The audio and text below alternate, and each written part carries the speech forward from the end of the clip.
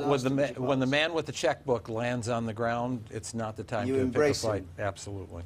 Let's have the news now and join Mike Embley.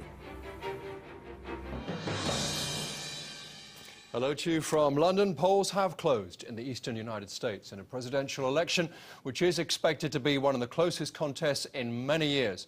Turnout in one of the key swing states which may decide the outcome, Virginia, is so high that voting time has been extended. Steve Kingston reports from Washington. This is an ABC News special. Your voice, your vote. Election night 2012. The night America decides its future, whether to stay the course or change direction. The early calls by the U.S. networks followed the phone book. Mitt Romney recapturing Indiana for the Republicans and holding West Virginia. President Obama strong in the east of the country, including Vermont. From California in the west, via battleground Florida, to Virginia on the doorstep of the Capitol. This was democracy in motion, as the world's most powerful nation chose between continuity and change. I'm not thrilled with either, to be honest with you, but I'll stick with Barack. Well, we voted for Mitt Romney. We are really sick of what's been going on for the past 4 years. The president revels in the nickname No Drama Obama, and he appeared cool as on polling day he dropped in on a campaign office, hitting the phones to thank volunteers. Hey, this is Barack Obama. How are you? He even sounded a conciliatory note towards his rival. I also want to say to Governor Romney, congratulations on a spirited campaign.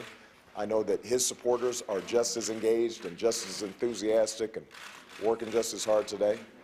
We feel confident we've got the votes to win. Mitt Romney was the busier of the two men, casting his vote early in Massachusetts, then making previously unscheduled stops in Pennsylvania and Ohio, the battleground that may settle the outcome.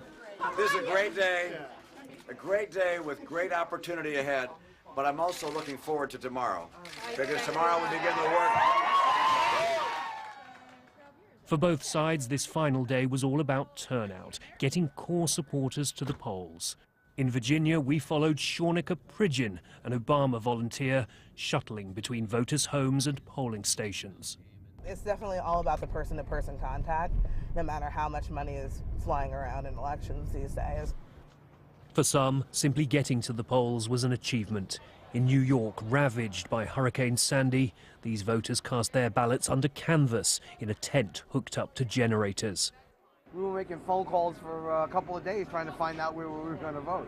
I would have wrote it on a piece of paper and mailed it if I had to. Two very different lives converging on the same destiny, but only one man can achieve it, and soon enough we will know who. Steve Kingston, BBC News, Washington. The mayor of New York, Michael Bloomberg, has said the city's parks and beaches will be closed at noon on Wednesday for at least 24 hours as a new storm system approaches. This is just over a week after Sandy. Mr. Bloomberg says city officials will try to evacuate residents from some low-lying neighborhoods on Wednesday.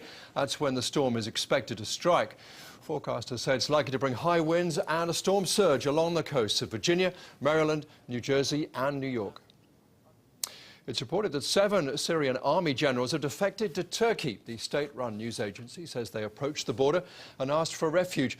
They were then allowed to cross into the town of Reyhanli in southern Hatay province and taken to a refugee camp. Here in the UK, a new inquiry will be held into allegations of child abuse in care homes in North Wales. The head of the National Crime Agency will investigate any fresh allegations and also look at the way original complaints were handled by the police. Back now to David and the panel in Washington.